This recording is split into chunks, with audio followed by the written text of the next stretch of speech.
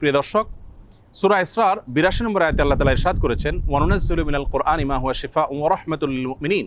যার অর্থ হলো, আমি কোরআনে কারীমের এমন সব আয়াতসমূহ, সূরাসমূহ নাজিল করি যার মাঝে রয়েছে ঈমানদারদের জন্য আরোগ্য লাভের মাধ্যম এবং তাদের জন্য রহমত তথা আল্লাহর পক্ষ থেকে করুণা। এই আয়াতের ব্যাখ্যা মুফাসসিরদের অনেকেই বলেছেন, এখানে আল্লাহ রাব্বুল আলামিন আত্মিক রোগসমূহ থেকে আরোগ্য লাভের মাধ্যমের কথা বুঝিয়েছেন, অর্থাৎ কোরআনের প্রেসক্রিপশনকে অনুসরণ করার মাধ্যমে মানুষ প্রকৃত মানুষে পরিণত হয়, মানবীয় গুণাবলী অর্জন করে মানুষ আল্লাহ রাব্বুল আলামিনের প্রিয় পাত্রে পরিণত হয়। এর ব্যাখ্যা অনেক মুফাসসিররা এও বলেছেন যে এর মাধ্যমে আল্লাহ রাব্বুল আলামিন আত্মিক রোগসমূহ থেকে মুক্তির পাশাপাশি শারীরিক যে রোগসমূহ আছে সেগুলো থেকেও মুক্তির পথ আল্লাহ রাব্বুল আলামিন আমাদেরকে বাতলে দেন। সেগুলোকে আবিষ্কার করে খুঁজে বের করে যথাযথভাবে আমল করার মাধ্যমে উপকৃত হওয়াটাই হলো আমাদের জন্য মূল বিষয়। আজ আমরা কোরআনে কারীমের এমন একটি সূরা আপনাদের সঙ্গে শেয়ার করতে চাই যে সূরার অপর নামই হলো সূরাতুশ শিফা বা আরোগ্য লাভের সূরা। আর সেই সূরা হলো আমাদের সকলেরই অতি পরিচিত সূরাতুল ফাতিহা। সহিহ বুখারীতে আবু সাঈদ খুদরী রাদিয়াল্লাহু আনহু থেকে একটি হাদিস বর্ণিত হয়েছে, যে হাদিসের মাধ্যমে বোঝা যায় যে সাহাবায়ে কেরাম সূরাতুল ফাতিহার মাধ্যমে চিকিৎসা গ্রহণ করেছেন এবং অলৌকিকভাবে, বিস্ময়করভাবে কঠিন এবং দুরারোগ্য সমস্যা থেকে তারা মুক্তি লাভ করেছেন।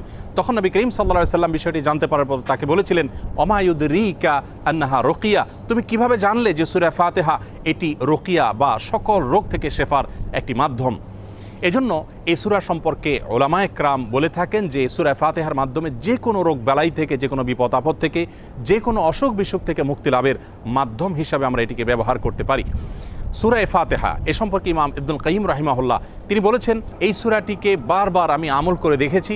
আমার জীবনে যখনই কঠিন কোনো ব্যথায় আমি আক্রান্ত হয়েছি, কাতর হয়েছি, তখনই এই সূরা পাঠ করে ফু দিয়ে সে ব্যথার জায়গাকে মুছেছি। আল্লাহ রাব্বুল আলামিন বিস্ময়করভাবে, অলৌকিকভাবে আমাকে সুস্থতা এবং আরোগ্য দান করেছেন।